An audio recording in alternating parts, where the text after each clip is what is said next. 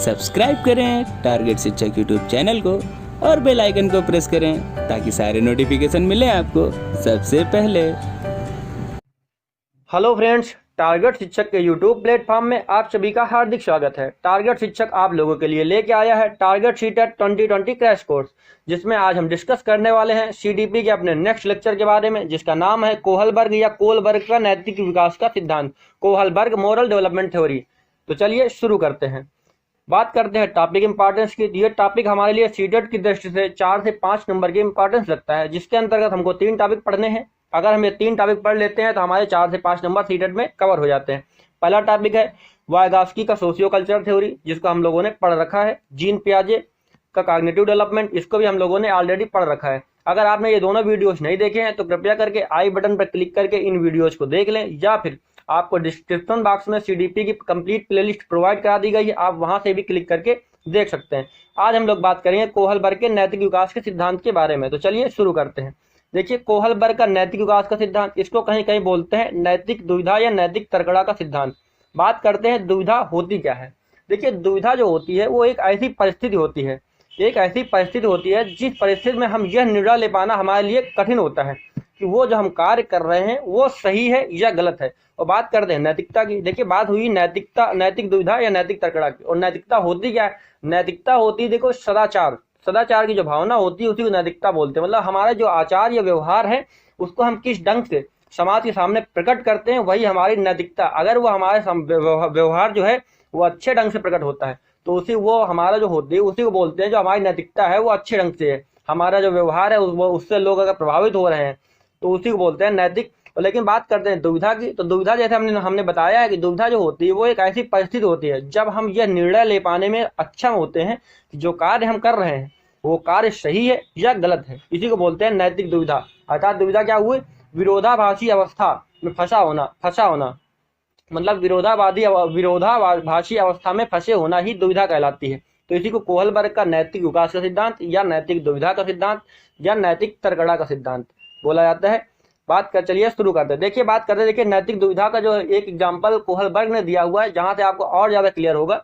वो एग्जाम्पल ऐसा है कि कोहलबर्ग ने जो कहानी बताई है वो कहानी ऐसी है कि देखिए, एक हिंज डिलेमा, इसी बोलते हैं हिंज डिलेमा के बोलते हैं। एक हिंज नाम का एक व्यक्ति था जिसकी मतलब पत्नी बीमार थी। पत्नी को उसकी एक ऐसी बीमारी हो गई थी जो ठीक नहीं हो रही थी।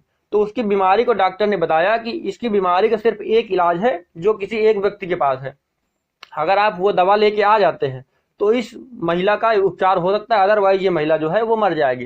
तो जो हिंज होता है, तो आपका हिंज होता है, वो क्या करता है, उसके पास जाता है कि भैया आप हमें दवा दे दीजिए। तो वो जो व्यक्ति होता है वो दवा के जो पैसे होते हैं वो इतने ज्यादा मांगता है, जितने उसके पैसे होते हैं उससे कई गुना ज्यादा मांगता है उसके दाम। तो वो हिंज जो है वो उसके दाम चुका नहीं पाता है।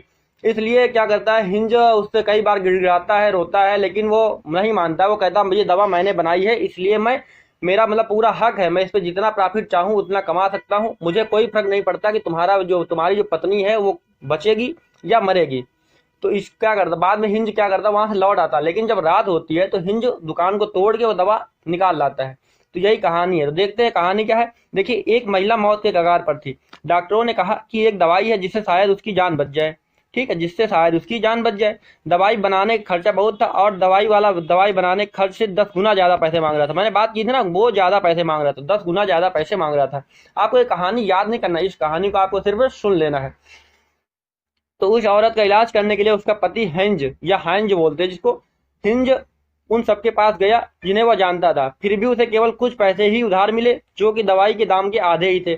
उसने दवाई वाले से कहा कि उसकी पत्नी मरने वाली है, वो उस दवाई को सस्ते में दे दे, वह उससे बाकी पैसे बाद में दे देगा। फिर भी दवाई वाले ने मना कर दिया। दवाई वाले ने कहा कि मैंने यह दवाई खोजी है, मैं इसे बेचकर पैसा कमाऊंगा। तब हैंज ने मजबूर होकर उसकी दुकान से तोड़कर दवाई अपनी पत्नी के लिए चुरा ली। तो बात करते, देखिए वो कौन से क्वेश्चन है जिससे आपको दुविधा के बारे में पता चलेगा। देखिए, बात करते जो पहला क्वेश्चन, क्या हैंज को दवाई चुरा लेनी चाहिए थी? जो पहली बात आती है, मतलब एक जो ईमानदार व्यक्ति होता है, चोरी करना, आप लोगों को ही बताया गया कि चोरी करना जो होता है वो गलत होता है। तो यही बात आती है कि जिस परिस्थिति में है कि एक तरफ अगर वो दवा नहीं चुराता है तो उसकी पत्नी मर जाती है, अगर वो दवा चुराता है तो वो भी एक सामाजिक अपराध की श्रेणी में आता है। तो ये बात आती है कि क्या हैंज को दवा चुरा लेनी चाहिए थी? क्या चोरी करना सही है या गलत है? आप बता सकते हैं कि इसमें जो चोरी की जाती है, मतलब ये जो हैंड चोरी करता है, ये सही है या गलत है? मतलब अपनी पत्नी की जान बचाने के लिए वो जो चोरी करता है, क्या वो सही है? तो यहाँ पे यही बात आती है कि नैतिकता, यही बात निकल के आती है, नैतिक दुविधा। अब मतलब यहाँ बात फंस गई ना आपकी नैतिकता की, ये पता नहीं सदा जो हमारा चोरी करना है वो सही है या नहीं सही है, समाज में ये बात एक्सेप्टेबल है या एक्सेप्टेबल नहीं है। क्या एक पति का यह कर्तव्य है कि वो अपनी पत्नी के लिए दवाई चोरी करके लाए? अगला देखते हैं क्वेश्चन क्या है, क्या दवाई बनाने वाले को हक है कि दवाई कितने पैसे मांगे? क्या ऐसा कोई कानून नहीं है जिससे दवाई की कीमत पर अंकुश लगाया जा सके? क्यों और क्यों नहीं? ये बात अब देखिए, हर क्वेश्चन से एक बात आपको निकल के आ रही है कि क्या दवाई चुरा लेनी चाहिए थी? अगर वो दवाई चुराता है तो बेशक उसकी पत्नी की जान तो बच जाती है, लेकिन क्या जो उसका दवाई चुराना है वो सही है या गलत है? आपको इसमें क्या बात है? आप भी मतलब इस बात में दुविधा में फंस जाएंगे। तो इसी को बोला गया है नैतिक दुविधा या नैतिक तर्कड़ा का सिद्धांत। तो अब बात करते हैं कोहलबर्ग के नैतिक विकास के सिद्धांत के बारे में। तो देखिए, कोहलबर्ग के नैतिक विकास के सिद्धांत को 3 स्टेजेस या तीन लेवल में और 6 स्टेजेस में बांटा गया है। मतलब 3 स्तर हैं इसके और 6 चरण हैं।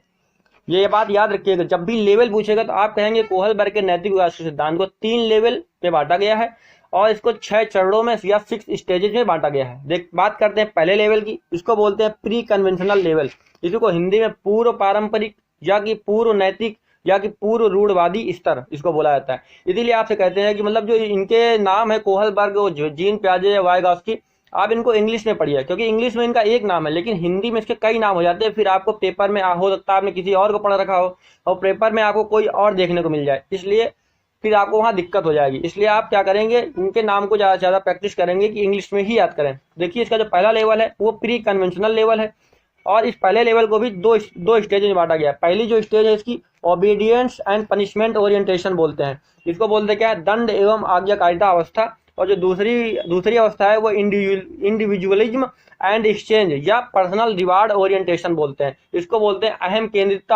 अहम केंद्रितता की भावना की जो अवस्था होती है, इसको दूसरा आपका स्टेज बोला गया है। अब बात करते हैं दूसरे लेवल की। तो दूसरे लेवल को बोला गया कन्वेंशनल लेवल।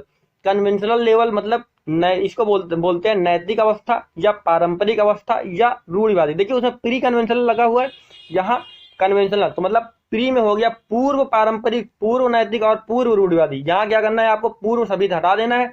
तो पारंपरिक, नैतिक या रूढ़िवादी अवस्था, इसको भी 2 स्टेजेस में बांटा गया है। पहली जो स्टेज है उसको बांटा गया इंटरपर्सनल रिलेशन, इसको बोलते हैं good boy good girl stage, मतलब अच्छा लड़का और अच्छी लड़की अवस्था जो बोलते हैं। और जिसकी दूसरी स्टेज है, मतलब पूरे जो कोहलबर्ग के नैतिक विकास सिद्धांत की चौथी स्टेज है या लेवल 2 की जो दूसरी स्टेज है, उसको बोलते हैं maintaining the social order, law and order, मतलब बोलते हैं कानून एवं व्यवस्था अवस्था इसको बोला जाता है। और बात करते हैं तीसरे लेवल की। तो तीसरा लेवल जो है वो पोस्ट कन्वेंशनल लेवल। तो पोस्ट, देखिए पोस्ट का मतलब उत्तर होता है, तो यहाँ बात आ जाती है, इसको बोलते हैं हिंदी में उत्तर रूढ़िवादी, उत्तर परंपरावादी या उत्तर नैतिक अवस्था बोला जाता है। इसको भी 2 स्टेजेस में बांटा गया है। पहली स्टेज जो है इसकी social contact and individual right, मतलब क्या होता है, सोशल कॉन्टैक्ट और इंडिविजुअल राइट, सामाजिक अनुबंधन और व्यक्तिगत अधिकार योग्य अवस्था जो होती है। और जो इसका जो दूसरा स्टेज होती है, जो तीसरे लेवल की दूसरी स्टेज है, उसका नाम है यूनिवर्सल इथिकल प्रिंसिपल, मतलब यहाँ सदाचार की भावना जो होती है, सार्वभौमिक नैतिक अवस्था बोलते हैं इसको। तो बात करते हैं पहले लेवल की अपने। देखिए, पहला लेवल जो है प्री कन्वेंशनल लेवल, जिसको हिंदी में बोलते हैं पूर्व परंपरागत, पूर्व नैतिक या पूर्व रूढ़िवादी अवस्था। इसको 2 स्टेज में बांटा गया, स्टेज 1 और स्टेज 2। स्टेज 1 को ओबीडियंस एंड पनिशमेंट ओरिएंटेशन बोलते हैं। इसी को आप हिंदी में बोलते हैं दंड एवं आज्ञाकारिता या आज्ञाकारिता एवं दंड की अवस्था बोलते हैं इसको। जो स्टेज 2 है उसको individualism and exchange, personal reward orientation, इसको बोलते हैं अहम केंद्रितता की भावना की अवस्था जो बोलते हैं इसको। तो यहाँ पे एक बात याद करने वाली है, जो नोट लगा हुआ है। देखिए, जो लेवल 1 होता है, इस लेवल में जो आपकी नैतिकता होती है, नैतिकता बाहर से आती है, अर्थात बच्चे जब इस लेवल में होता है, इस लेवल का जो बच्चा होता है उसमें नैतिकता नहीं पाई जाती। आपसे यहाँ क्वेश्चन ऐसा पूछा जाएगा कि बताइए किस अवस्था या किस लेवल का बच्चा है जिसमें नैतिकता की अनुपस्थिति होती है या नैतिकता बाहर से आती है। तो आपको बताना है कि वो जो बच्चा होगा वो प्री कन्वेंशनल लेवल का बच्चा होगा, यानी कि पूर्व परंपरागत, पूर्व नैतिक या पूर्व रूढ़िवादी अवस्था का बच्चा होगा जिसमें नैतिकता नहीं होती है।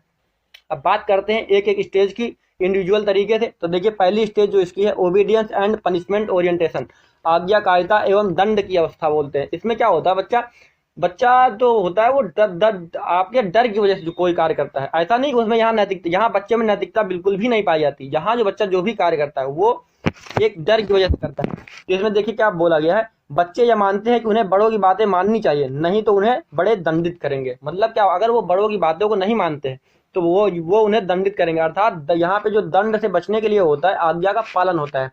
एग्जाम्पल के रूप में यहाँ आप समझ लीजिए, जो एग्जाम्पल के रूप में होता है, मान लीजिए एक बच्चा जो है वो आइसक्रीम खा रहा है, तो बहुत ज़्यादा आइसक्रीम खा रहा है, तो उसकी मम्मी उसको डांट देती है, बेटा आइसक्रीम रख दो। तो वो क्या होता है, आइसक्रीम खाता रहता है, लेकिन जैसे ही मम्मी उसकी आंख दिखा देती है उसको, तो वो समझ जाता है कि अगर अब हमने आइसक्रीम खाई तो हम आइसक्रीम को, मतलब मम्मी मुझे मारेंगी। तो बस इसी डर की वजह से वो आइसक्रीम को रख देता है। तो ऐसा नहीं कि उसने मम्मी की बात सुन ली है, उसमें इतनी समझ आ गई है कि वो मम्मी का आज्ञा का पालन कर रहा है, कि मम्मी ने कहा तो रख दिया, लेकिन वो इस वजह से मम्मी की आज्ञा का पालन नहीं कर रहा, वो इस वजह से मम्मी की आज्ञा का पालन कर रहा है, बेटा आप आइसक्रीम रख दो, क्योंकि उन्होंने आंख दिखा दी, क्योंकि वो ये सूचित कर दिया उन्होंने कि अगर अब तुमने नहीं रखी तो तुम्हारे हम कान तोड़ देंगे कायदे से, मतलब तुम्हारी पिटाई कर देंगे। तो ये हो गई आपकी ओबीडियंस एंड पनिशमेंट ओरिएंटेशन। यहाँ मतलब जो बच्चा जो होता है, यहाँ बच्चा ये मानता है कि जो बड़ों की बातें माननी चाहिए, नहीं तो बड़े उन्हें दंडित करेंगे। अर्थात दंड से बचने के लिए यहाँ पे आज्ञा का पालन होता है। ये आप फोटो को देख के समझ सकते हैं। चलते हैं इसकी दूसरी स्टेज के बारे में, जिसको बोलते हैं अहम केंद्रितता की स्टेज। यहाँ पे जो बच्चा होता है, देखिए अहम केंद्रित मतलब अहम केंद्रित होता है क्या, बच्चा होता है वो अपने आप में ही डूबा होता है, अपने आप में मग्न होता है, उससे दुनिया से नहीं मतलब, उसको जो भी चाहिए वो सिर्फ मुझे ही चाहिए। यहाँ मतलब जैसे वो बच्चा वहां पे क्या कहता है, पहली स्टेज में जो था दंड एवं आज्ञा कहता है, स्टेज में पनिशमेंट वाली स्टेज में, कि बच्चा जो मतलब मम्मी आग दिखाती तो रख देता, लेकिन इस स्टेज में क्या होता है, बच्चा का क्या चाहिए, मतलब बच्चे को आइसक्रीम चाहिए, उससे कोई फर्क नहीं पड़ता किसी के लिए बचेगी नहीं बचेगी, उसको क्या होता है, मेरे को खाना है तो मेरे को चाहिए, बस बात खत्म, सारी की सारी आइसक्रीम मेरे को चाहिए। तो इसी को बोलते हैं टिट फाट टैट अवस्था, मतलब जैसे को तैसा अवस्था। आपसे पूछा जाएगा ऐसे टिट फाट टैट या जैसे को तैसा अवस्था कौन सी है, तो आपको बता देना है। जो पहले लेवल की जो दूसरी स्टेज है उसकी को टिट फाट टैट बोलते हैं। इस अवस्था का जो बालक होता है वो कहता है what is in it for me, मतलब इसमें जो भी है वो उसमें मेरे लिए क्या है। मतलब यहाँ बात आ गई ना, देखिए अहम केंद्रता, मेरे लिए क्या है, वो बस उसको हर चीज अपने आप के लिए चाहिए। इसी में बोलते हैं क्या, देखिए इस स्तर की नैतिक सोच यह कहती है कि वही बात सही है जिसमें बराबरी का लेन देन हो रहा, अगर हम दूसरे की कोई इच्छा पूरी कर दें तो वो हमारी भी इच्छा पूरी कर दे। अर्थात इसका मतलब क्या होता है कि अगर वो मम्मी का कोई बात कहना मान लेता है, तो जो बच्चे का मन है आइसक्रीम खाने का, टॉफी खाने का या कुछ और, तो मम्मी भी उसका पूरा कर दे। तो यहाँ पे भी एक बात आती है, my attitude will always be based on how you treat me, मतलब मेरा जो व्यवहार है वो इस बात पर डिपेंड करता है कि आप मेरे साथ कैसा बर्ताव करते हैं। आपको ये कथन ऐसा मिल जाएगा कि मेरा जो व्यवहार है वो इस बात पर डिपेंड करता है कि आप मेरे साथ कैसा बर्ताव करते हैं। तो बताइए जो इस अवस्था का जो बालक है वो कोहलबर्ग के अनुसार कौन सी स्टेज में है, तो आपको बताना स्टेज जो है या लेवल कौन से लेवल में, तो आपको बताना लेवल 1 के स्टेज 2 में है। तो ये बात आपको बतानी है। यहाँ जो होता है म्यूचुअल एक्सचेंज और सेल्फ इंटरेस्ट, मतलब अपना जो होता है पारस्परिक जो लेन देन होता है, यहाँ पे पारस्परिक लेन देन की भावना आती है, मतलब जो भी हम आपके लिए अगर कुछ काम कर दें तो आप हमारे लिए भी कुछ करें जो हमें पसंद है।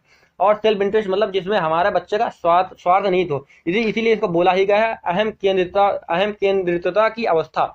या इसी में बच्चा जो होता है वो बच्चा अपने आप, उसको मतलब ये होता है कि हम कोई कार्य करते हैं तो आप भी हमारे लिए वो कार्य करें। बात करते हैं अपने अगले लेवल की, जो कोहलबर्ग का अगला लेवल है उसको बोलते हैं कन्वेंशनल लेवल। इसी को पारंपरिक या रूढ़वादी या नैतिक अवस्था बोला जाता है। इसको दो स्टेज में बांटा गया, स्टेज 3 और स्टेज 4। स्टेज 3 जो होती है वो इंटरपर्सनल रिलेशनशिप, इसको बोलते हैं गुड बॉय या गुड गर्ल। आपको यही याद रखना, गुड बॉय और गुड गर्ल स्टेज किसको बोलते हैं, आपको याद करना है कि स्टेज तीसरे को गुड बॉय और गुड गर्ल स्टेज बोलते हैं, क्योंकि आपको पेपर में good boy and good girl करके मिलेगा। और स्टेज 4 जो है वो maintaining the social order, law and order, इसको बोलते हैं कानून एवं व्यवस्था अवस्था। आप इसको भी याद रखेंगे। चलते हैं इसके बात करते हैं इसके अलग अलग स्टेजेस के बारे में। देखिए जो चौथी स्टेज होती है उसको बोलते क्या, इंटरपर्सनल रिलेशन, गुड बॉय या नाइस गर्ल या गुड गर्ल ओरिएंटेशन, मतलब अच्छा लड़का और अच्छी लड़की अवस्था, अच्छा लड़का और अच्छी लड़की अवस्था। इसका आप जो कोड या जैसे ट्रिक जो होती है वो आप ट्रिक याद कर लिए, अनुकरण, मतलब इस अवस्था का जो बच्चा होगा वो हर चीज को अनुकरण की बात करके सीखेगा। देखिए अनुकरण क्या होता है, इस स्टेज में बच्चा किसी और को जो काम करते हुए देखेगा तो वो उस चीज का अनुकरण करेगा। एग्जाम्पल के रूप में आपको यहाँ से एक बात और देखने को मिलेगी, जैसे यहाँ बात आती है, देखिए आपको अपने बड़ों के मार्ग पे चलना चाहिए, देखिए जब बात आ गई ना बड़ों के मार्ग पे चलना चाहिए, मतलब बात आ गई आपको बड़ों के जो व्यवहार हैं उसका अनुकरण करना चाहिए। और इसका जो दूसरा ये पूछा जाएगा, ये कथन आपका पूछा गया है कि आपको अपने बड़ों के मार्ग में चलना चाहिए।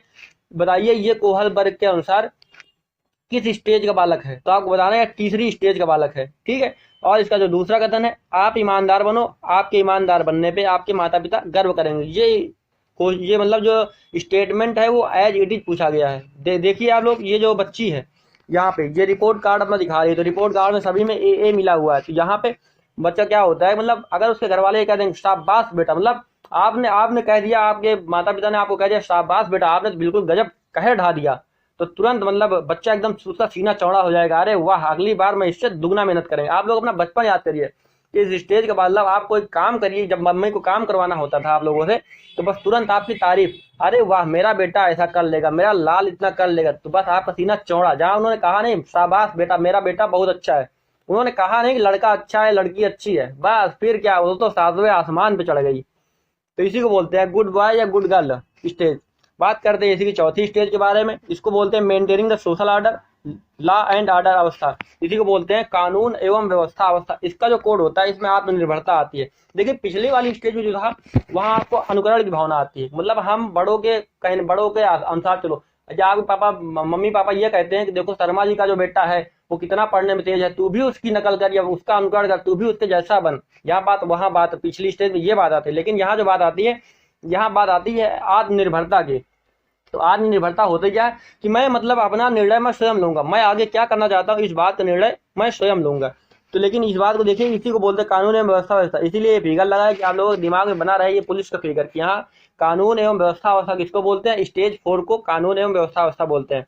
इसके जो दो मोस्ट इंपॉर्टेंट वो स्टेटमेंट है जो पूछे गए हैं, पहला स्टेटमेंट क्या है, समाज द्वारा बनाए गए नियमों को मानेंगे, क्योंकि यदि हम नियम तोड़ेंगे तो सब अगर, क्योंकि हम नियम तोड़ेंगे सब नियम तोड़ेंगे, और नियम जो होते हैं वो हमारे समाज के भलाई के लिए होते हैं। मतलब यहाँ इस अवस्था का जो बच्चा होता है वो ये मानता है कि जो नियम का और कानून है वो हमारी भलाई के लिए है, इसलिए हमको उनका पालन करना चाहिए।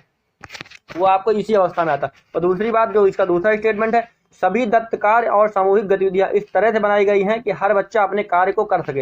अर्थात देखिए जब हर बच्चा, यहाँ बात आ गई ना कि हर बच्चा अपने कार्य को कर सके, जब हर बच्चा अपने कार्य को करेगा तो ऑब्वियस सी बात है यहाँ पे बच्चा जो होता है वो सेल्फ डिपेंड हो जाएगा, सेल्फ डिपेंड हो जाएगा, मतलब उसमें आत्मनिर्भरता की भावना आ जाएगी। कहीं ना कहीं वो हर कार्य को देखिए अपने आप कर रहा है। तो अब देखिए इसकी पिछली स्टेज से और अगली इस स्टेज में कंपेयर करिए दोनों में। पिछली स्टेज में क्या कहता है, आप बेटा शर्मा जी के लड़के के जैसा अनुकरण करो, मतलब शर्मा जी के लड़के जैसा बनो। तो पिछले में क्या कह रहे हैं, अनुकरण करो। लेकिन जो चौथी स्टेज में होता है तो वो कहता है मैं अपना निर्णय स्वयं लूंगा। अब देखिए यहाँ पे एक अनुकरण करना, एक अपना निर्णय स्वयं लेना, तो यहाँ पे एक दुविधा उत्पन्न हो गई। इसीलिए इसको बोलते हैं नैतिक दुविधा का सिद्धांत। मतलब कि हम अनुकरण करें या हम अपने आप से कोई चीज का निर्णय लें, तो हम क्या करें, तो ये एक दुविधा बन के आ गई कि हम क्या करें। तो इसीलिए यहाँ पे आपको दो स्टेटमेंट आपको याद करने हैं कि इसके जो दो स्टेटमेंट है, वो स्टेटमेंट पहला क्या है, जो समाज के द्वारा बनाए गए नियम है वो समाज की भलाई के लिए होते हैं, इसलिए हमें उनका पालन करना चाहिए। देखिए इसीलिए जब हम पालन करेंगे तो यहाँ जो कानून लॉ एंड ऑर्डर जो है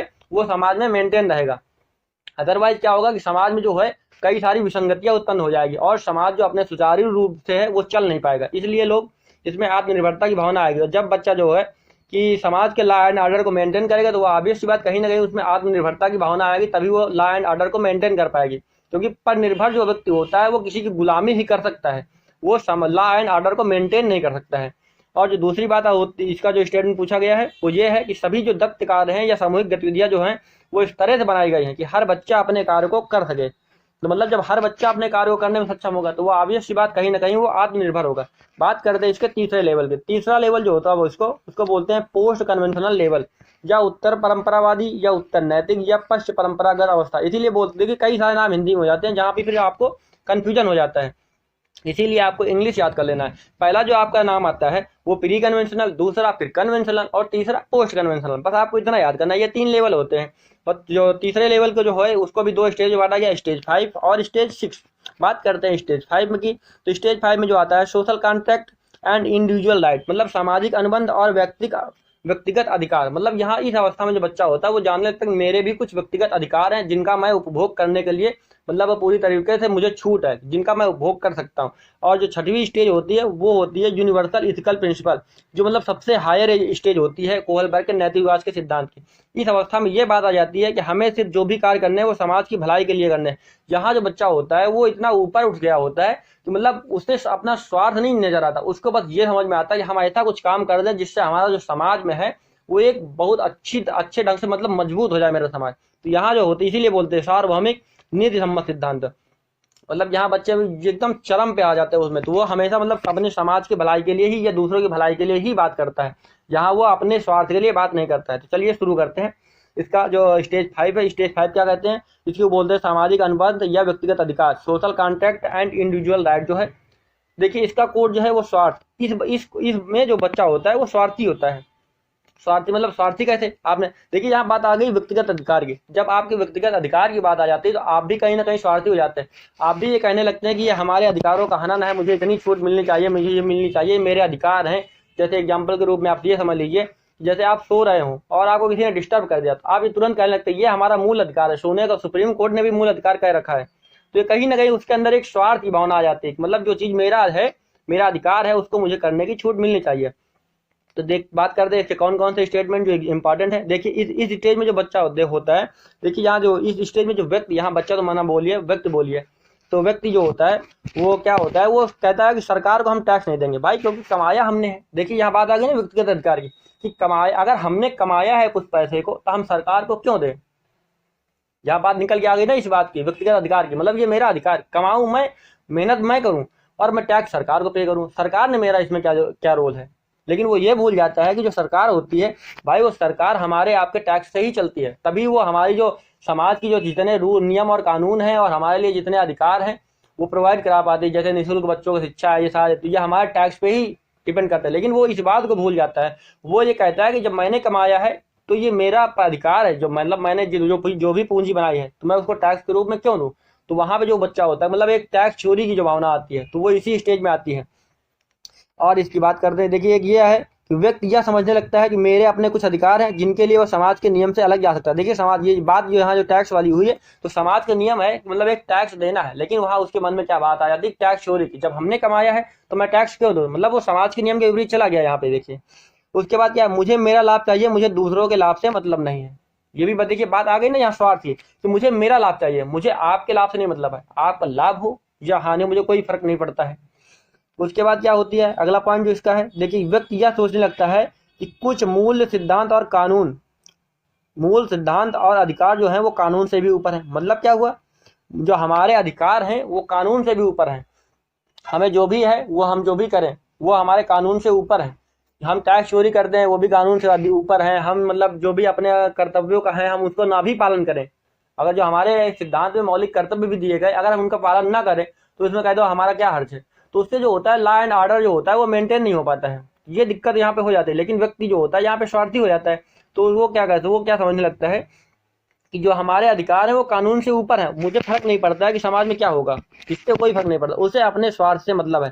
तो यहाँ पे दो स्टेटमेंट जो आपको सबसे ज्यादा याद रखने हैं कि यहाँ जो बालक हो, यहाँ जो व्यक्ति होता है उस व्यक्ति को क्या, जैसे कि टैक्स ना देना या टैक्स चोरी करने वाला जो व्यक्ति होगा वो इसी स्टेज में आता है, स्टेज 5 में। और वो जो ये व्यक्ति ये समझने लगता है कि जो हमारे मूल्य हैं, हमारे अधिकार हैं वो कानून से ऊपर हैं, वो भी इसी स्टेज में आता है। बात करते हैं अगले स्टेज की, तो स्टेज नंबर 6 जो कि सबसे हायर स्टेज है कोहलबर्ग के नैतिक विकास के सिद्धांत के बारे में, जिसको बोलते हैं यूनिवर्सल इथिकल प्रिंसिपल, सार्वभौमिक नीति सम्मत सिद्धांत जिसको बोलते हैं। ये जो आपका कोहलबर्ग का नैतिक विकास सिद्धांत, इसकी सबसे हायर स्टेज है। आपसे अगर पूछी जाए तो कौन सबसे हायर स्टेज, वैसे भी 6 नंबर पे आती है, ऑब्वियस सी बात, जितनी जैसे जैसे बच्चा बड़ा होता जाता है वैसे वैसे वो हायर एजुकेशन के लिए जाता है, तो वैसे वैसे इनकी स्टेजेस जो भी हैं वो भी हायर होते जाती है। इनमें जो भावना आती है परोपकार, मैंने क्या कहा था, जब इस स्टेज का जो व्यक्ति होता है उसको इस बात से नहीं मतलब होता है कि मेरा हित रहेगा या ना रहेगा, वो जो होता है उसे परोपकार की भावना आती है, वो मतलब ये चाहता है कि हम जो भी कार्य करें उससे हमारे समाज की भलाई हो जाए। तो यहाँ क्या होता है, व्यक्ति अपना जीवन पूरे समाज की भलाई के लिए लगा देता है, पहला पॉइंट।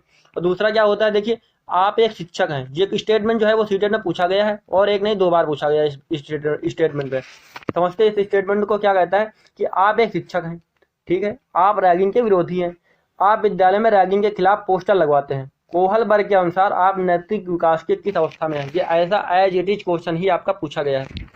तो देखिए भाई यहाँ बात निकल के क्या है, आप एक शिक्षक हैं, ठीक, आप एक क्या है, शिक्षक हैं, और आप रैगिंग के विरोधी हैं। तो आपने क्या किया, रैगिंग के खिलाफ एक पोस्टर लगवाया। मतलब कहीं ना कहीं विद्यालय भी अपने आप में एक समाज की एक जो होता है वो समाज का दर्पण होता है विद्यालय। तो आपने क्या किया, विद्यालय में जो है वो समाज की भलाई के लिए आपने एक काम किया ना कि रैगिंग के खिलाफ आपने पोस्टर लगवा दिए। तो इस बात को समझना होता है, तो चीज़ों को कोरिलेट करिए, क्योंकि जरूरी नहीं कि हर बार ऐसा ही पूछा जाए, लेकिन यहाँ से चीज़ों को कोरिलेट करिए कि ऐसे करके ही पूछा जाएगा। मतलब आपने रैगिंग के खिलाफ पोस्टर लगवाए हैं, तो इसका मतलब क्या किया कि आपने वो कार्य जो किया है वो समाज या विद्यालय की भलाई के लिए किया है। तो मतलब वो क्या हुआ, अपने मोरल वैल्यूज या अपने व्यक्तिगत अधिकारों से ऊपर उठ के चला गया।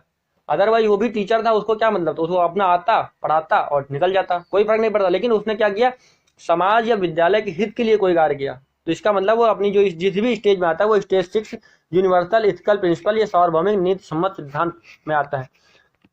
तो चलिए देखिए, अब जो बात आती है कोहलबर्ग का जो नैतिक विकास सिद्धांत, इसकी आलोचना भी हुई है। अब इसकी आलोचना क्यों हुई है, देखिए इसकी आलोचना इस कारण से हुई है कि देखिए इन्होंने महिलाओं या लड़कियों को शामिल नहीं किया। अपने जो सिद्धांत का जो प्रयोग किया इसमें इन्होंने इस बात को नहीं शामिल किया कि जो फीमेल का या वुमेन का जो महिलाओं का जो बिहेवियर है उनका रिस्पांस क्या होगा। इन्होंने जितने भी प्रयोग किए वो लड़कों पे किए। देखो हिंज नामक जो पुरुष था वहां भी पुरुष था, तो इनके जितने भी प्रयोग थे वो लड़कों या पुरुषों पे थे, ना कि महिलाओं पे। इसलिए इस सिद्धांत की आलोचना हुई।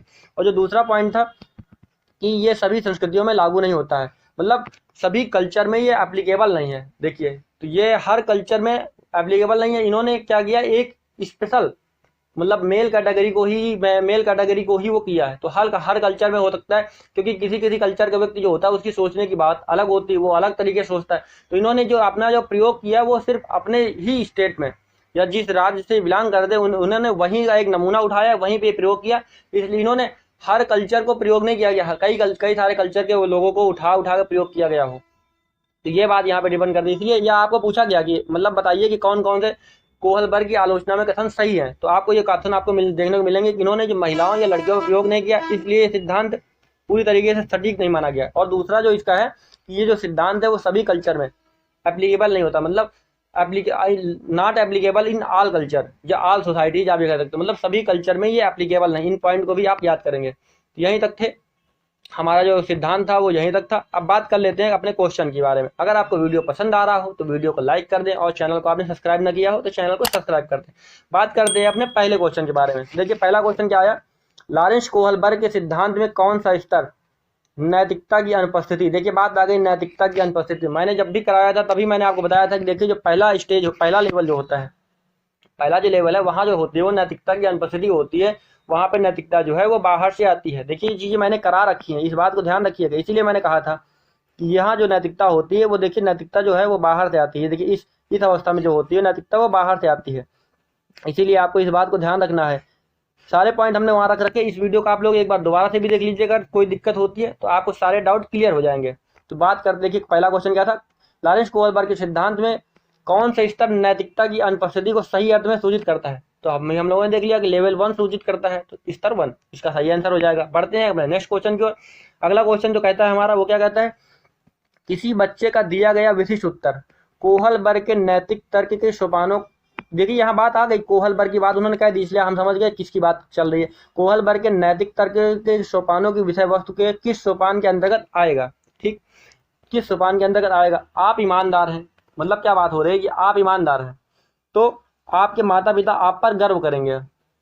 बात आ गई ना कि आप ईमानदार हैं, आपके माता पिता आप पर गर्व करेंगे, इसलिए आपको ईमानदार रहना है। ये भी हमने आपको क्वेश्चन वहाँ पॉइंट में लिख के बताया है कि आप ईमानदार हैं तो आपके माता पिता आप पर गर्व करेंगे। बताइए इस अवस्था का जो बच्चा है, वो किस स्टेज में होगा। तो हमने क्या बताया था, जो लेवल उसका होगा, उसका जो लेवल होगा वो आपका लेवल आपका हो जाता है, आपका ये जो लेवल होता है उसका दूसरा लेवल होता है, और दूसरे लेवल का पहली स्टेज यानी कि तीसरी स्टेज होती है, जिसको हम लोगों ने बोला था good girl and good boy, या अच्छा लड़का और अच्छी लड़की अवस्था। तो इसका हो जाएगा तीसरा।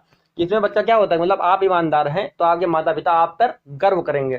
तो मैंने इस पॉइंट को भी यहाँ पे मेंशन कर रखा था। देखिए आप लोग दिखाते हैं कि ये पॉइंट हमने कहाँ मेंशन कर रखा है। देखिए ये पॉइंट हमने आपको मेंशन कर रखा है कि आप ईमानदार बनो तो आपके ईमानदार बनने पर आपके माता पिता गर्व करेंगे। केवल शब्दों का हेर फेर है अलग तरीके से, लेकिन क्वेश्चन यही है। तो ये आपके प्रीवियस ईयर में पूछा गया क्वेश्चन है। तो आप मतलब आप ईमानदार हैं तो आपके माता पिता आप पर गर्व करेंगे। तो ये बच्चा जो आता है वो अच्छे लड़का या अच्छी लड़की अवस्था यानी कि गुड बॉय और गुड गर्ल स्टेज में आता है। बढ़ते हैं अगले क्वेश्चन की ओर अपने। कोहलबर्ग ने प्रस्तुत किए हैं। तो देखिए कोहलबर्ग तो आपको पता ही है, कोहलबर्ग ने नैतिक व्यवस्था शर्त प्रस्तुत किए हैं जिसके उन्होंने 3 लेवल और 6 स्टेजेस बताई हुई हैं। बढ़ते हैं नेक्स्ट क्वेश्चन की। कोहलबर्ग के सिद्धांत के योगदान के रूप में निम्नलिखित में से किसे माना जा सकता है? उनके सिद्धांत में संज्ञानात्मक परिपक्वता और नैतिक परिपक्वता के बीच एक सहयोग का समर्थन किया गया है। ठीक है, क्योंकि भाई यही बात हुई है कि नैतिक परिपक्वता मतलब बच्चा जो है वो दिमाग से जो संज्ञान रूप से कितना परिपक्व है और कैसा डिसीजन लेता है। बिल्कुल सही बात है। इस सिद्धांत में विस्तृत परीक्षण प्रक्रिया है। ऐसा तो कहीं उन्होंने बताया नहीं कि नहीं ऐसा ऐसा परीक्षण करेंगे तो ऐसी ऐसी बातें निकल के आएंगी। ये लिए दूसरा कथन आपका गलत हो जाता है। तो दूसरे कथन पे हम लोग तो विचार करेंगे ही, दूसरा हम लोगों ने काट दिया। बात करते हैं तीसरे। यह नैतिक तर्क और कार्यवाही के बीच स्पष्ट संबंध स्थापित करता है। अब आपको जो डाउट होगा वो पहले और तीसरे, देखिए सीटेट जो आपको ऑप्शन बनाता है वो कितने आपको डाउट बनाता है। तो देखिए हम लोग अब यहाँ पे डाउट आ गया कि पहले और तीसरे में हमारे लिए डाउट आ गया। पढ़ लेते पहले चौथा, उसके बाद हम आपको समझाते हैं कि पहले और तीसरे में कौन सा सही होगा। चौथा क्या कहता है? उनका विश्वास है कि बच्चे नैतिक दार्शनिक होते हैं। ऐसा उन्होंने कहीं नहीं कहा कि बच्चे नैतिक दार्शनिक होते हैं। उन्होंने पहले ही बात बता दिया कि जो बच्चों में होती है पहली स्टेज में नैतिकता पूरी रूप से होती नहीं, नैतिकता बाहर से आती है। जब और नैतिक तो फिर नैतिक दार्शनिक कैसे हो सकते हैं जब नैतिकता बाहर से आती है? इसलिए हम लोग दूसरे और चौथे विकल्प पे तो विचार करेंगे ही नहीं। अब बात करते हैं पहले और तीसरे विकल्प की। तो देखिए तीसरा विकल्प क्या कहता है? यह नैतिक तर्क और कार्यवाही के बीच स्पष्ट, बात कर दिया उन्होंने, स्पष्ट संबंध स्थापित करता है। तो भाई कोहलबर्ग ने कहीं स्पष्ट संबंध थोड़े स्थापित कर रखा है कि कहीं स्पष्ट संबंध उन्होंने बताया कि ऐसा कर सकता है। वो ऐसी दुविधा वाली मतलब उसकी स्टेज में ऐसा डिलेमा या ऐसी दुविधा होती है। तो जब भी दुविधा रहेगी तो भाई कोई चीज स्पष्ट कहाँ से हो सकती है अगर दुविधा बनी है? तो इसलिए हमारा तीसरा विकल्प गलत हो जाएगा। हमारा पहला विकल्प सही हो गया कि मतलब जो उसके संज्ञानात्मक परिपक्वता मतलब बालक संज्ञानात्मक रूप से कितना परिपक्व है और नैतिक परिपक्वता वो मतलब नैतिक रूप से भी कितना परिपक्व है या कैसा अपने कदम उठा रहा है, उसके बीच एक सहयोग का समर्थन है। तो ये आपका पहला विकल्प इसका सही हो जाएगा। बढ़ते हैं अपने नेक्स्ट क्वेश्चन की ओर। अगला क्वेश्चन क्या कहता है? एक बच्चा तर्क प्रस्तुत करता है कि हिंज को दवाई चोरी नहीं करनी चाहिए थी। हिंज को दवाई जो कि उसने अपनी पत्नी के लिए चोरी कर ली थी वो चोरी नहीं करनी चाहिए थी। वह दवाई जो उसकी पत्नी की जान बचाने के लिए जरूरी है, क्योंकि यदि वह ऐसा करता है तो वो पकड़ा जाएगा। बिल्कुल ऑब्वियस सी बात, क्योंकि हमारे समाज में चोरी करना बुरी बात है और जेल भेज दिया जाएगा। तो मतलब जब पकड़ा जाएगा तो जेल भेज दिया जाएगा। जेल भेजना मतलब कहीं ना कहीं उसको दंड मिलेगा, मतलब उसको चोरी करने को उपरांत वो दंड मिलेगा जिसके फलस्वरूप वो भेज दिया जाएगा। तो कहीं ना कहीं देखिए बात क्या आ गई? दंड एवं आज्ञा पालन, मतलब दंड और आज्ञा पालन अभिविन्यास आ गया ना कि मतलब अगर वो चोरी करता है वो पकड़ा जाएगा तो उसे दंड मिलेगा। तो बच्चा जो स्टेज में है वो आपका दंड एवं आज्ञा पालन स्टेज में है, यानी कि पहले स्टेज में बच्चा है। पहला स्टेज यानी कि प्री कन्वेंशनल लेवल और पहला stage punishment and obedience stage में है आपका दंड एवं आज्ञा पालन अभिविन्यास। ये आपका आंसर सही हो जाएगा। तो यहीं तक थे हमारे क्वेश्चन। बात करते हैं शेड्यूल की। तो जैसा शेड्यूल आपको पता ही है कि सीडीपी का जो हमारा शेड्यूल है वो शाम को 5 बजे अल्टरनेट डेज पे मंडे, वेडनेसडे और फ्राइडे को मिलता है। और ठीक इसी का अल्टरनेट डेज पे आपको ईवीएस भी मिलती है शाम को 5 बजे, यानी कि ट्यूसडे, थर्सडे और सैटरडे को। तो आपको ये वीडियो कैसा लगा आप हमें कमेंट बॉक्स में कमेंट करके अपनी प्रतिक्रिया जरूर दें। यदि वीडियो आपको पसंद आया हो तो वीडियो को लाइक करें और चैनल को आपने अभी तक सब्सक्राइब नहीं किया है तो चैनल को सब्सक्राइब कर लें। यह है टारगेट शिक्षक का टेलीग्राम चैनल, जिसकी लिंक आपको डिस्क्रिप्शन बॉक्स में प्रोवाइड करा दी गई है। आप वहां से क्लिक करके हमारे टेलीग्राम चैनल से जुड़ सकते हैं, जहां पर आपको समय समय पर विभिन्न PDF क्विजेस आपको प्रोवाइड होती रहती हैं और विभिन्न जानकारियां भी आपको मिलती रहती हैं। चलिए पढ़ते रहिए, मुस्कुराते रहिए। मिलते हैं आपसे नेक्स्ट टॉपिक के साथ नेक्स्ट वीडियोज में। तब तक के लिए जय हिंद।